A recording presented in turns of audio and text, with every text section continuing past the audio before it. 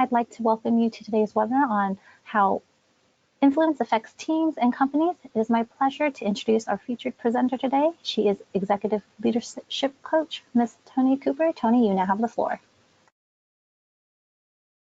Thank you. I hope everybody's having a great day. I'm excited to walk through this webinar with you all. And again, at the end, you're welcome to ask questions and I'll answer them as many as we can get answered for you. This is an extension of one of the courses that we have called Extending Your Sphere of Influence. So we're taking a portion of the course and giving you a taste of it while also teaching you some tools that we're excited to teach you. And the first thing I want to talk about real quick is what is influence and how does influence and persuasion differ from force, basically. You know, when somebody forces you to do something, that's not what we're talking about here. We're not talking about manipulation. We're talking about influence. And influence is simply you have individuals that you need to get a buy-in on something, find out if you need to get your whole team to participate in something. You have a project manager and you have a deadline and you need to change the deadline for a reason. This is what we're talking about influence. We're not talking about, the key here is we're not discussing influence in the sense of I'm trying to manipulate people or get people to do something that they wouldn't normally want to or choose to do.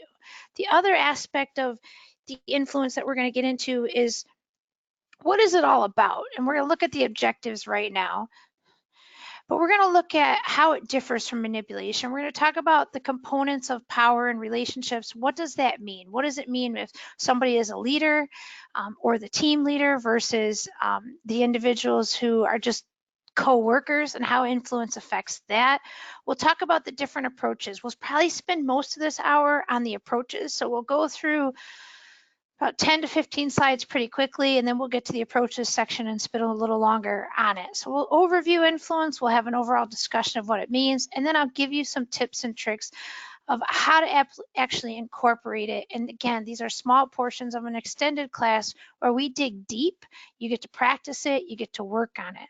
So the first thing I want you to talk about, or I want you to look at, is what to consider when you're looking at influence versus resistance. Okay, this course focused on the power of persuasion. Okay, and it's really focused, if you look at the first line, having influence on others who do not officially report to you. So what are those and what are examples of that?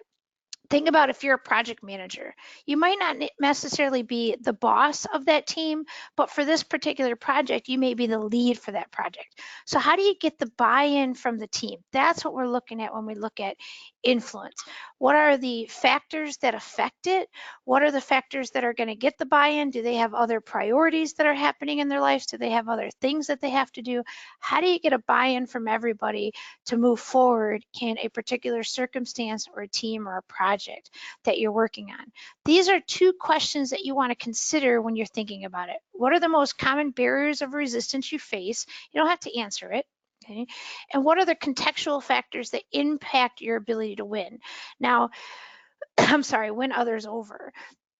Contextual factors could be anything. It could be things that they have that are other priorities. It could be things that you have in regards to your own confidence in the project, your planning, your structure, how much do you know about it, those types of things. So there's a lot of factors that influence or that affect influence and affect how to communicate and get buy-in. But the key thing is this: to use sources of power and persuasion strategies to achieve mutually beneficial results.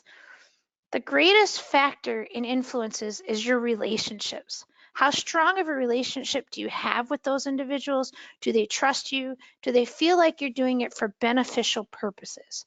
If you are influencing because you're trying to get your way, that's called manipulation. If you're influencing because you want to affect change, that's what we're talking about here. You're trying to make a change. It can be something as simple as you're working on a project and you need to change the deadline, or you're following a certain path but you think it should go a different way. Or even as I just was on a phone call this morning with a couple of leaders and we were on a coaching call, and one of the things they talked about was that the weekly meetings that they have with their leadership is just completely ineffective in their situation, because the leader is giving them step by step of what they do wrong, what they do wrong, what they do wrong. It's not a mutually beneficial meeting. There's no influence there. It's really just, this is everything that you do wrong. So what we worked on today was talking about everybody needs to benefit, but you also need to feel like you can affect change. So how do you communicate to your leadership how you want to change that meeting? And we had a whole discussion on that. In this situation, I was a mediator for this power of influence, but these individuals expressed themselves, they explained to the leader what they needed, and they talked about how it could change, looking at that change and how it could be a powerful change to actually benefit the organization.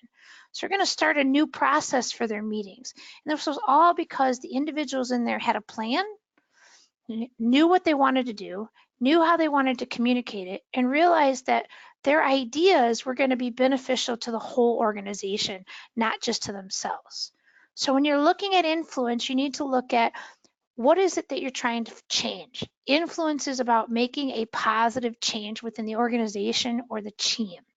You might want to change how you see things. You might want to change people's thought processes. You might want to change how they do things. Okay?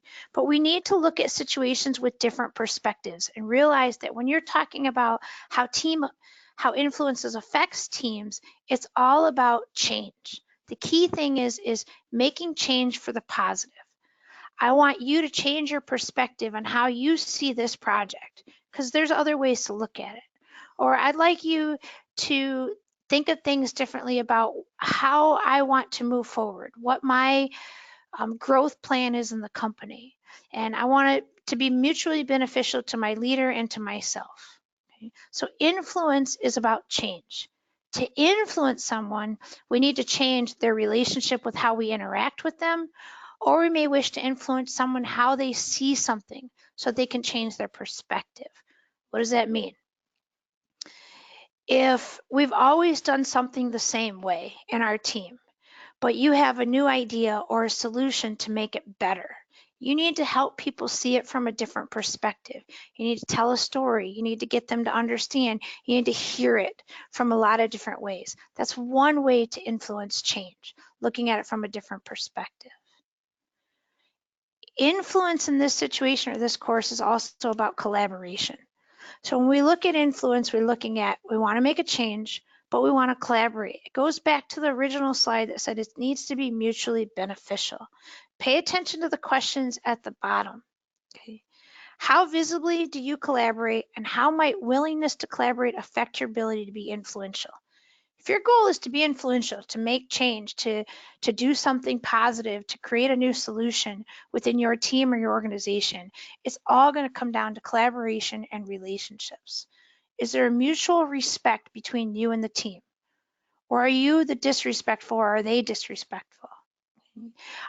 Is your team receptive to new ideas, or is the other individual receptive to new ideas? If you're dealing with individuals that are stuck in their ways, you're going to have a harder time influencing them. So you've got to go back to helping to influence their perspective and changing their perspective. What is the willingness to succeed? Are you willing to succeed with them? Are they willing to succeed with you? Does everybody have the same goal in mind? A lot of times what happens is we create conflict, which we'll talk about deeper in this actual course, not today, but a lot of times conflict occurs because you want to make a change. You want to influence people to your perspective, but you guys don't have the same goal or the same success in mind. So you're driving on two different roads that are going two different ways. The key to influence in collaboration is coming on that same road and following that same path. You have the ultimate goal in mind. Our goal is to make our customers happy by doing A, B, and C. What you might want to be doing, influencing, is how you're going to do that, the steps and the processes. If you have a better way to do it, how do you present that? Okay? There has to be relationships. There has to be collaboration. So what's the first step into looking at influence? Oh, slides. Begin with the end in mind. Look at your goals. Look at what you want to do with it, and then look at the relationships. Okay. The relationships, there's a 3-step process. Okay. With the relationships, there's a 3-step process. It's the results, the communications, and the relationships. The results. Deliver through relationships and communication. Communication gets the ongoing attention, and relationships the priority. So we're going to go back and up. The first step for influence is the relationships. If they're positive, if they're built around the strengths and each other's weaknesses, and if everybody has the same goal in mind, then you can communicate more effectively and then you get results. The results are affected if they're poor relationships or if they're good relationships. So what's a good example of that? I'm sorry, I lost my train of thought for a second. Let's look at this. When we have a team together and we're all working on a certain project, what's a realistic project? We're putting together a marketing piece to roll out to our customers. Okay? And you have an idea of what the marketing piece should look like, and 2 other people on the team have a marketing or a solution to this marketing piece. Everybody has ideas. So you have a brainstorm session. And the key to that brainstorm session is, how do you influence your ideas? You walk in and you make sure that first and foremost, do you have a good relationship with the people where they trust you? It's built on integrity and everybody's moving in the same direction. If so, the next step then is to look at it and say, okay, we have a good relationship. What's my approach going to be? Well, if I know person A, person B, and person C, I know how to communicate with them, which we'll talk about. I know how to build the relationships with them. I know how to talk to them. And so you present your ideas so that it's open, that they trust you, and they see what the end goal is in mind. They see that you have positive intentions. They see the results. So you communicate it. You tell them what the results will be and how this will be a good idea. And if you have a good relationship with them, they're going to be more open to listening.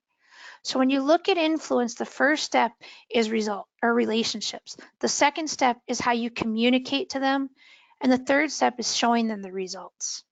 But then how does that dialogue occur? I want to focus on the last piece of this, where it says, when we focus on the extent to which we are in agreement, we create a different context for the discussion. Okay. Here's the thing. When you're trying to influence people or be influential, you need to meet where you both agree.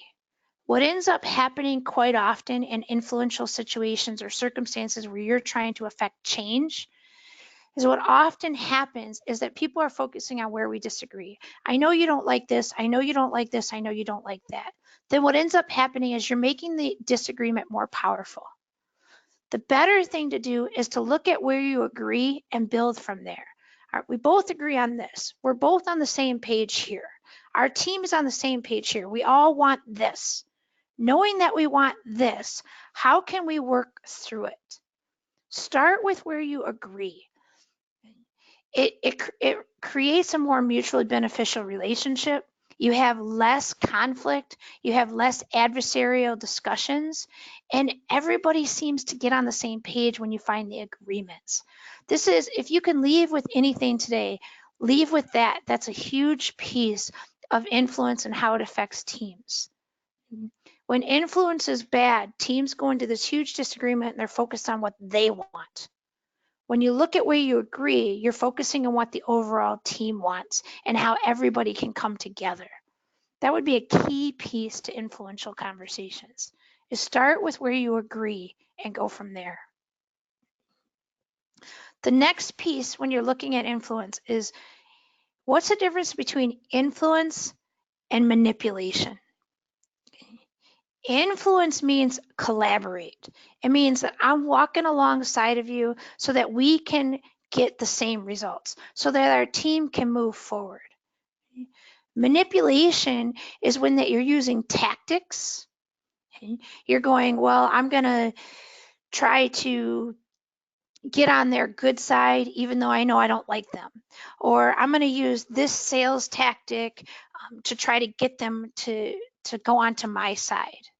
Okay? It's that situation where people are like, I want them on my side. I'm trying to win them over. I'm trying to get them to go with my idea. And it's all about me, me, me, me, me. That's manipulation. Influence is, I'm going to respectfully come to them. I'm going to talk with integrity. I'm going to be trustworthy, and we're going to walk alongside each other to come up with a solution. It enhances the relationship. It doesn't get people to be irritated, mad, or angry. That's a huge, huge difference. So manipulation is telling people what you want to get the results that you want. Influence is, I'm going to talk with you, we're going to have questions, and we're going to have a mutually beneficial, positive conversation. It's really important that you understand the difference between that, because what we're talking about this in class is the collaboration piece. So what are the elements of influence? This is a big quote, and I'm going to point out two big pieces to it. It says, people are open to positive influence when the perceived value to them in collaborating with requests is greater than the sum of the costs and risks that they perceive, and they believe and trust the source of the request. What does that mean? When they see a perceived value in collaborating, and then they trust and believe in you. The key pieces are that they believe in you, they believe and trust in you. You're the source of the request. It's you that's trying to influence. Okay? And that there's a perceived value in collaborating. That by working together to come up with a better solution, it is going to benefit our team and the organization in this way. By working together to come up with a solution, it's going to benefit us this way. There's two pieces. There has to be a perceived value in collaborating, meaning there has to be a benefit. But they also must believe and trust in you. Think about to yourself, if somebody's talking to you that you don't trust, how well are you going to listen to them? You're probably in your brain going to negate everything they say because you don't trust them. So trust and belief is a huge piece of influence. And then the other huge piece is collaboration. If you have children, you can think about children in this circumstance. You know, if children don't trust you, they're not going to listen to you. And so if you don't follow through with what you say you're going to do, the next time they're not going to listen. Right? It's the same thing. We need to collaborate and work together to get a positive result.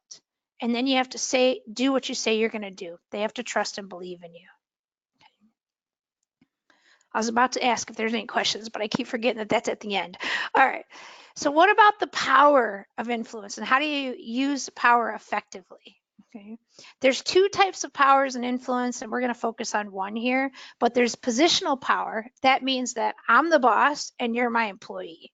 Okay. I'm the parent, you're my child. I'm the teacher, you're the student. Okay. That's positional power. It means that I influence you simply because I'm the boss and you have to listen to me.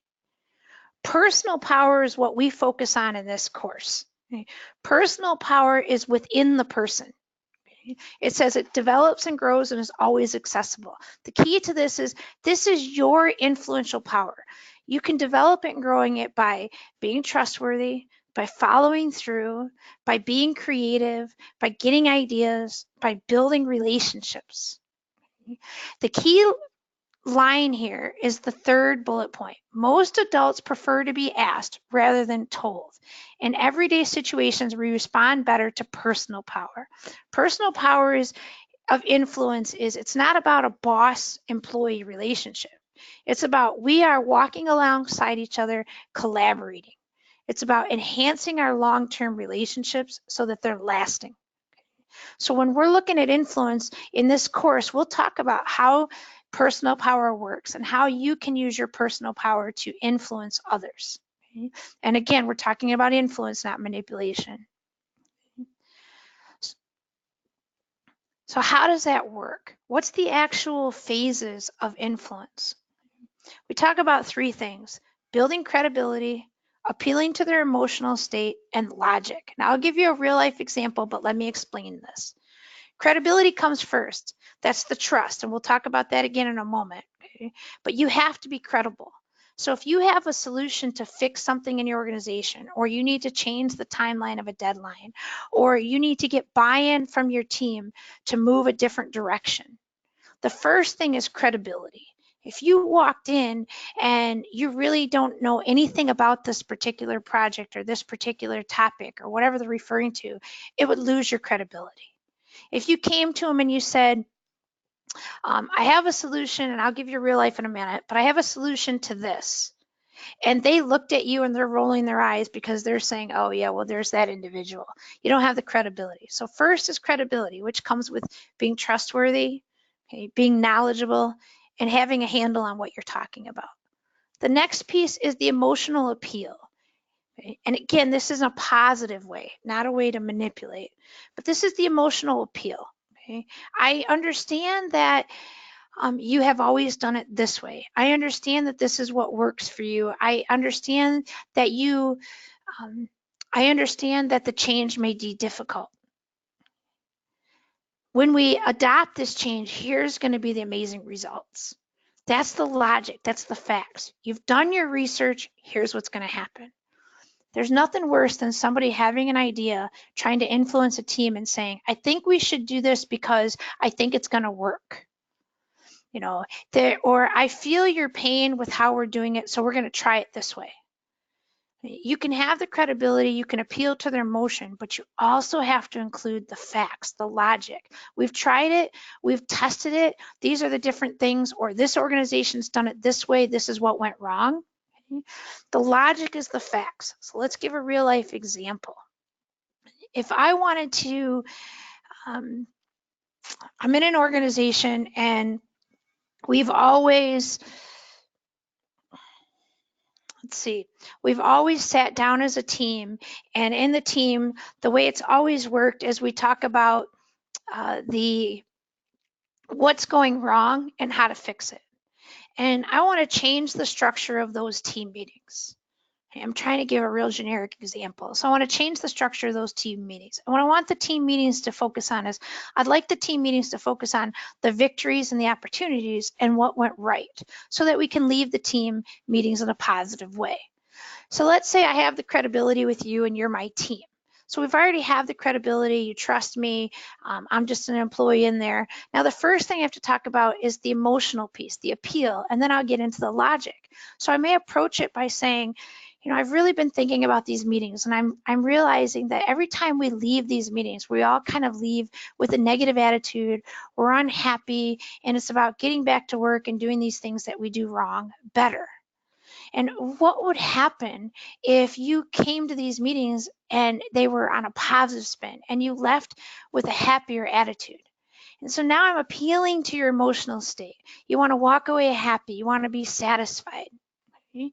And I ask questions to appeal to those emotional states to get you thinking. You know, I feel what you feel. I feel the same way. I walk away with these meetings and I just feel down. And I'd like to start feeling up, wouldn't all of us? Okay, that's the appeal state. I'm doing it because I want to improve the organization. The next thing I would do is logic. Well, you know, I've talked with a few organizations who they focus on their victories. In one particular organization, they went from talking about everything they do wrong to focus on the victories in the meeting and what's going right and the opportunities that we have to improve. And by changing those words, those meetings have increased productivity by 40% in the organization. By the way, this is a true statement that I'm telling you.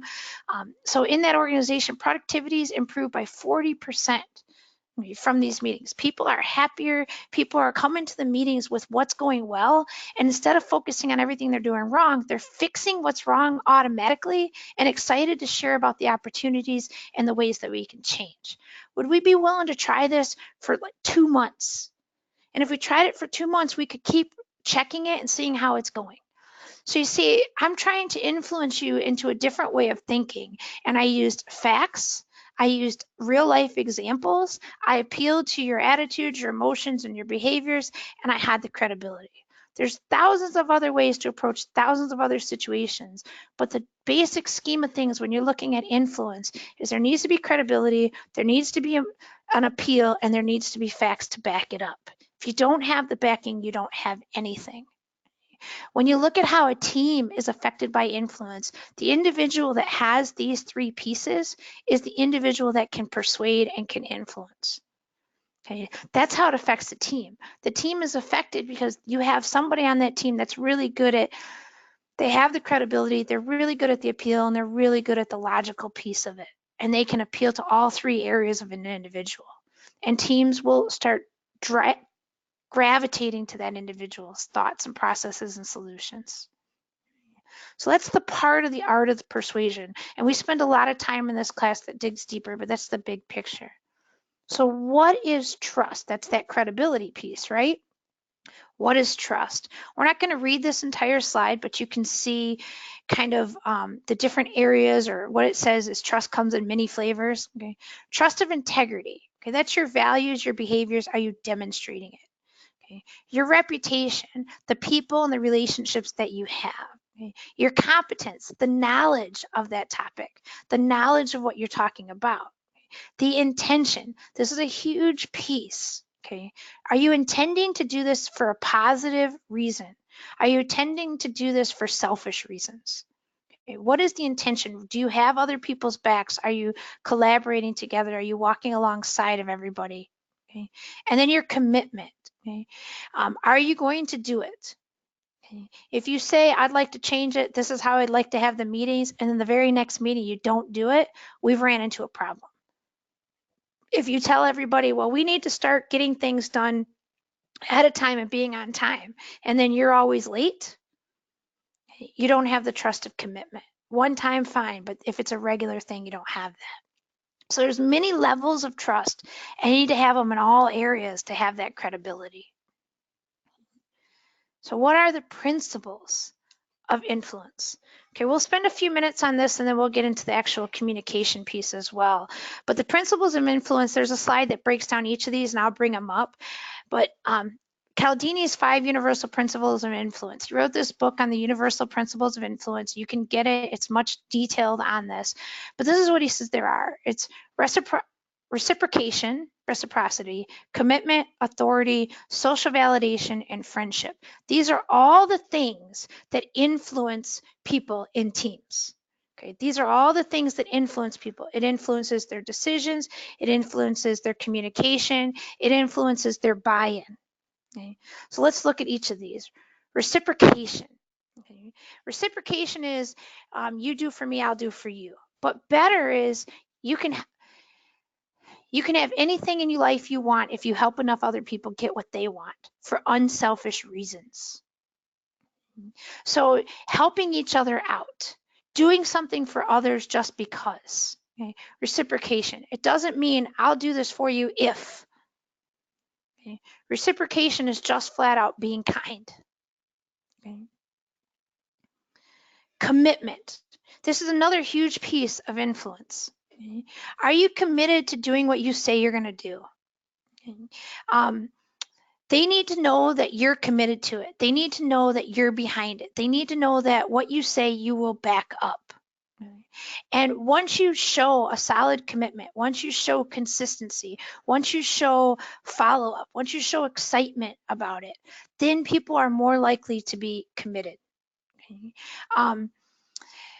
Commitment can be things like, I'm going to stand behind you when you go and communicate with your leader to help you. But then when that meeting happens, you don't show up.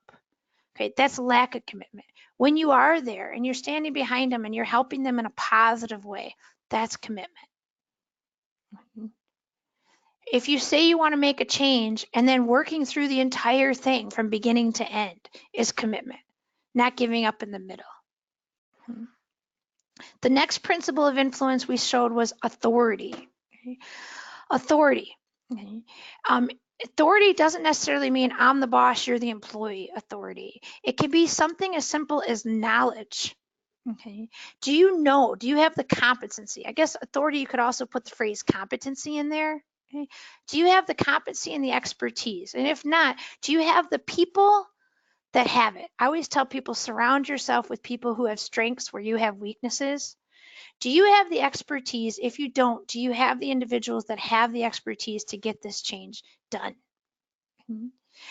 It's really, really important. So when we're looking at authority, it doesn't necessarily mean your role. It means your competency. Okay? It says right here, when people need help with something, they will seek out someone who they perceive as an authority on the issue or subject.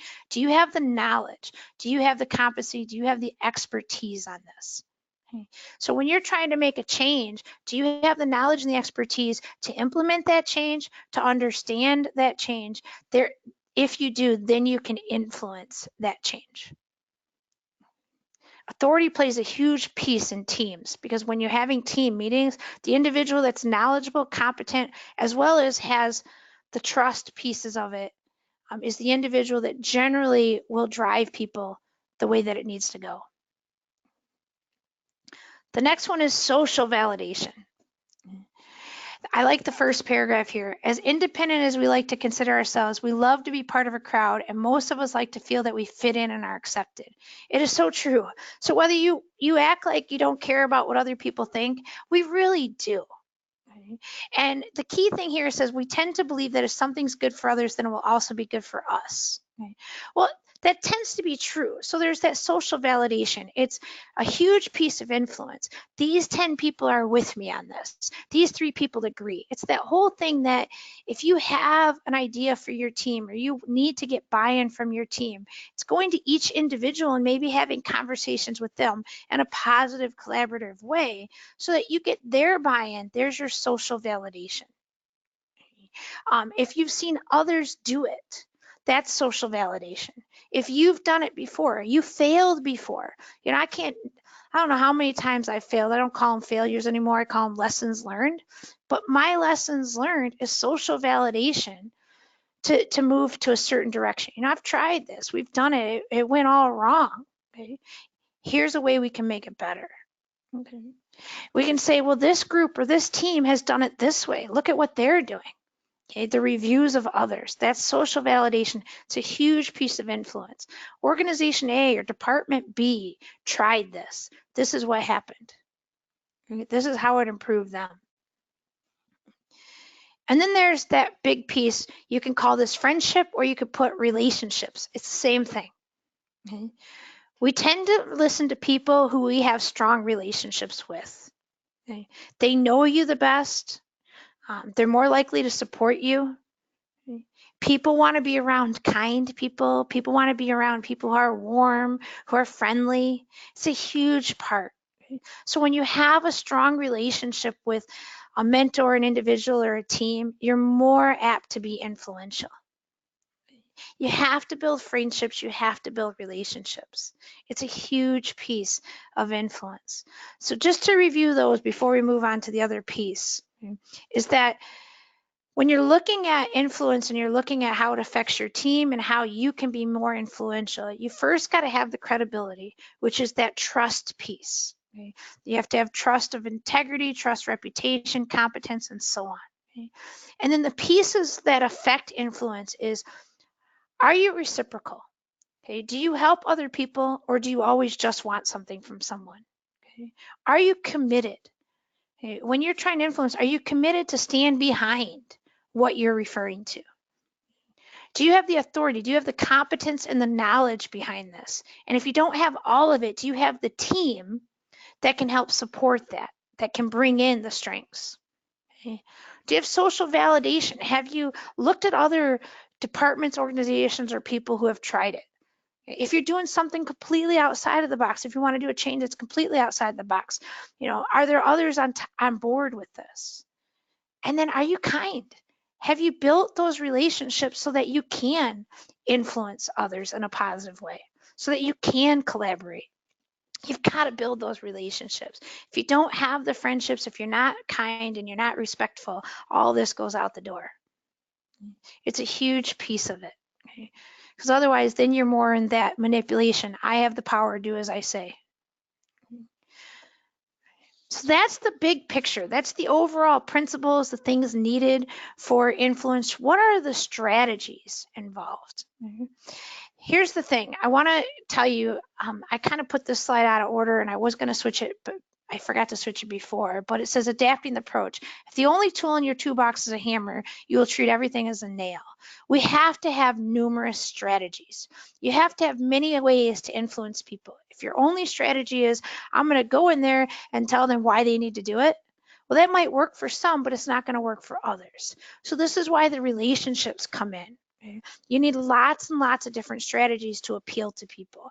We're going to look at those real briefly, and then we're going to look at different ways of thinking and influential styles, and then we'll wrap up the training. Okay, so here are some strategies, and we build and dig deeper into these in the deeper class, but I want to give you guys some tools that you can use that you walk away with today. So the strategies here are assertiveness, alliance, hierarchical appeal, consultation, authority, inspiration, reason, reciprocation, recognition, coalition, and in class we come up with like 10 others sometimes, but let's look at these.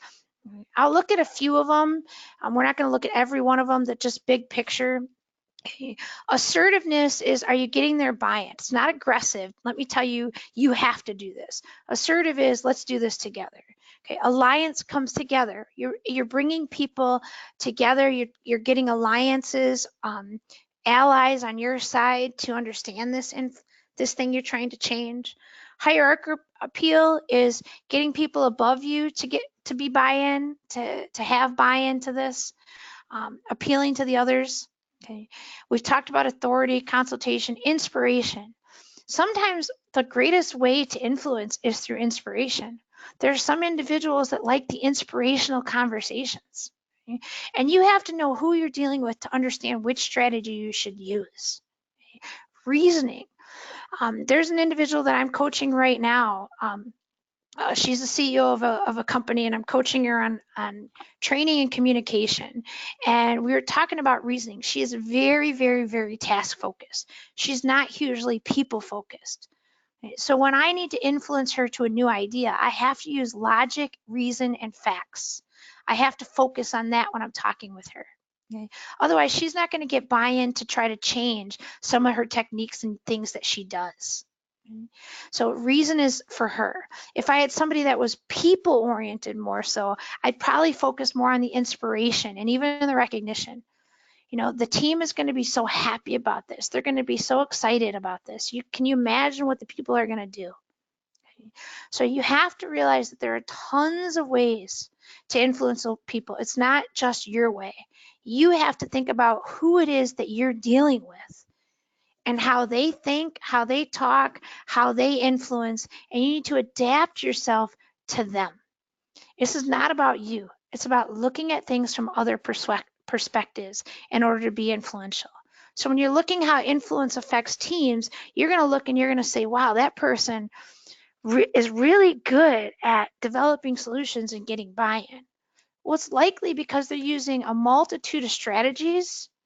They have the credibility, they have the commitment, they have the knowledge, they have the relationships, and they're using a multitude of strategies to get the buy-in based on who they're communicating with. That's a huge piece of it.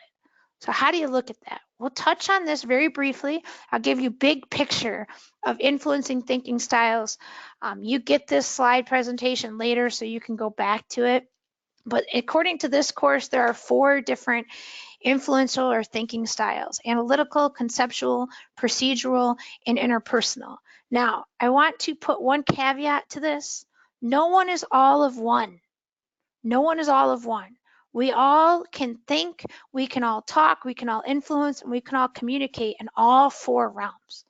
We just have a tendency to go towards one.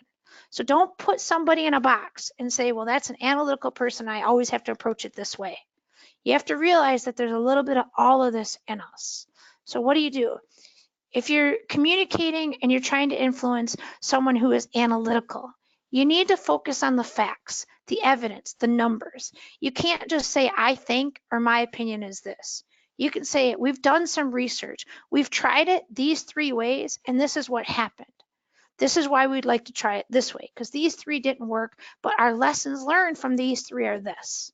Or 47% of people, according to whatever source, said this. You need hard facts. Okay. They value the past. This is a piece of it, is what happened in the past and what were the lessons learned so that we can learn from it to move forward. You'll hear them often say, well, we did it this way last year, but it didn't work. Well, I understand that.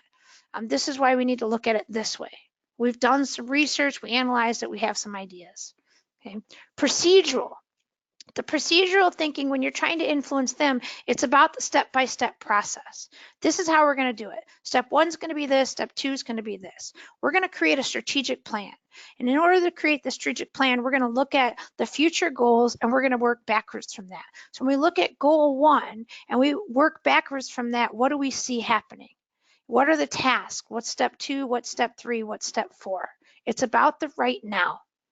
Okay. What are the results of doing these tasks? Okay. The conceptual one, it's about the big picture. So it's like seeing the preview before the movie, right? They're not the one that wants to go to the movie. They want to know what the movie is about. Okay. It's not so much about all the tasks. It's about what's the goal? What's the big picture? Okay. What's going to happen with this change? Okay. How do you see it? Okay. What is the concept? And then the interpersonal. The interpersonal is about the people.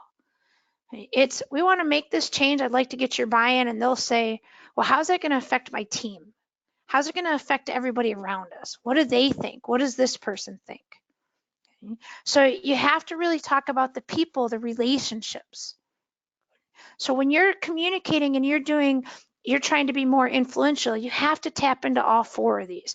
You've not only got to have the facts, you got to talk about the step-by-step, what's going to happen. You have to talk about the goal and then the relationships and the people and how we're going to do this together and how the people are going to be affected in a positive way. Okay. All 4 have to be present in order to be influential. And in a team where you have all 4 ways of thinking, that's probably the most effective and influential team in the organization because they can think like everybody. They can adapt like everybody. So having a little bit of all 4 different thinking styles is a huge piece of it. This is how you influence. When you look at how a team is affected by influence and how you can influence others, when you look at it, there's a lot of pieces to it. You have to be trustworthy. There has to be credibility. You have to appeal to the emotions. You have to provide the facts. And the way you do those things has to do with these. You have to provide facts and be analytical. You have to give the step-by-step process and let them know what the results will be. You've got to give the big picture and let them see the goal in mind. And then you have to tell them how it's going to affect the people and themselves and the people around you in a positive way. All of those things play into influencing. They all play into the team. And when you're looking at the team dynamics, you need to look at all of those things that we've talked about. If you want to be a better influencer, you've got to start with yourself. You've got to start looking at how you communicate. Are you trustworthy? Do you listen well? Do you back up what you say you're going to do? Do you build positive relationships? And do you mean well? Are you doing it for the good of others in your organization? Are you doing it for all selfish reasons? The final thing we're going to talk about is the actual dialogue. We'll sprint briefly on this, and then if you have questions, you can ask it. I'll brief over this real quick, but this is the part of the dialogue. When you're having the actual dialogue, it's really, really important that you listen. Listen. And did I mention listen? Okay. Listen to what people say. Listen to why they agree with you. Listen to why they disagree with you. And make sure that you have responses that show that you're listening, paraphrasing what they're saying. It says, seek and appreciate the views of others. Don't discount people that disagree with you. Okay? Seek those. Seek other ideas. Seek people that are going to challenge you. Build on the ideas that they have. Offer your views. Create a solution to satisfy everyone and gain commitment. When I sit in a meeting, I tend to, depending on if I'm running the meeting or a participant, but if I'm a participant in a meeting, my goal is to listen to what everybody has to say before I offer any solutions. I try to be not the first one to communicate, not the second one to talk. I try to be one of the last people to talk or offer a solution so that I can hear what everybody has to say, take all of their ideas into account, and think of a solution that will build upon everybody's thoughts. That's a huge part of the communication. Listen, build on their ideas, and then gain commitment. Okay. These all go into affecting your teams. These all go into influencing. There's a lot of pieces to it. So I gave you a lot of information. You're going to receive these PowerPoints in the end that you can look at and review for yourself. But the key to all of this is it all starts with you. You must be credible, you must be trustworthy, and you must build positive relationships. Then you can do the next pieces of being influential and affecting your team. We are now into the question state. What questions do you all have? Thanks so much, Tony. If anyone has questions, please feel free to take the time to type those in now, and we'll stay on the line for a few minutes to answer those. I wanted to draw everyone's attention quickly. We do have this presentation in our handout section, so you can download that before we close out and end the webinar. I also wanted to mention that if there's any interest in any of the material that's presented in this webinar, please reach out to your local New Horizons for more information. If you are not familiar with your local New Horizons, you can log on to newhorizons.com and do a quick zip code search to find the center that's nearest you. And just another reminder that the session is being recorded, and you will all receive a link to view the session and pass that on to anyone who was unable to join us. So Tony, it looks like you answered a lot of people's questions because we don't have any today. Okay. It was a really great session. Appreciate you taking the time and speaking on behalf of New Horizons. May I provide an ending story? Sure. I'm sorry to interrupt. So no, sure. Yeah, I'm going to provide you all with an ending story, and those of you who have been in my class before may have heard this story before, but I think this is a perfect story for this class, so I'll do it really quickly. An ending story to show you how influence affects it and how you can affect others just by what you say and what you do. So it's a made-up story. It's not real in any way, shape, or form, and I promise no animals were injured in the story, and it's about a 2-minute story. So this kind of sums the class. So let's pretend that John is the boss of the organization, and John walks in and he says, he uses our authority and he says, it's ridiculous. You guys have all been coming late to work. From now on, there's going to be serious consequences if you show up late, because I'm not going to deal with it anymore. The next day comes along and John's opportunity clock doesn't go off. He wakes up, he gets out of bed, he jumps out of bed, he jumps into his car, and he starts speeding into work. And behind him, he hears, and he realizes he gets pulled over. And he says to himself, this is ridiculous. Doesn't this officer have anything else to do besides taking care of just a regular law-abiding citizen? And he gets a ticket. He gets into work late, and there is Jane. And Jane says, hey, John, how's your day going? And John says, what are you asking me that? Don't you have work to do? Get to work. As John walks away, Jane walks away and says, who does he think he is? I've given my life to this job. I've been here for 15 years. This is ridiculous. I don't deserve to be treated like this. Just then Sam comes by, and Sam says, Jane, you know that project that we're working on? I really need help with one of the tasks. Can you help me? Jane says, don't you have anything better to do? I don't have time for that project right now. Go find someone else. Then Sam walks away and says, who does she think she is? I've been here for 5 years. This is ridiculous. I don't deserve to be treated like this. Okay. Then Mark comes by and Mark says, Sam, help me. And says, you know, we have a big issue in the company. Something went all wrong. Help. Sam says to Mark, I don't have time for you. Find somebody else to help you. That's not my job. Well, it's the end of the day and Mark is furious. Who does Sam think she is? How does she, she doesn't deserve, I don't deserve to be treated like this. I'm not going to take it. I've been giving my lifeblood to this organization. This is ridiculous. Well, Mark is driving home and Mark's still furious, fuming at how he was treated. And when he gets home, Mark walks in the door and there's his son. And his son says, hey, Daddy, how are you today? And Mark looks down and notices that he has holes in his nice school pants. And he says to his son, didn't I tell you that when you come home, you need to change your clothes, get out of your school pants, go to your room. Mark's son starts stomping his feet. He's unhappy. He's walking to his room and he says, who does he think he is? I just want to say hi to Dad. This is ridiculous. Just then the cat walks by and the little boy kicks the cat. Now what's the lesson? Wouldn't it have been easier for John, the boss of the organization, to wake up and instead of driving to work, drive to Mark's house and kick the cat himself? See, this is how influence works. The way you treat others is going to affect the next person, the next person, the next person. So what you want to be is you want to influence people for the positive, not for the negative. Understand that everything you say and do is going to have a domino effect on the next person, the next person, the next person. So final thought I have is leave here and realize, don't be a cat kicker. Be a positive influencer. That's my story for you. That's great. That's a great story to end with, Tony. I appreciate that. And that's very true. You never know what's happening, what's going on someone's day. So with that said, thank you so much again, everyone, for joining us. And we hope to see you on the next webinar. Thank you again. Have a great day. Have a good one. Bye-bye.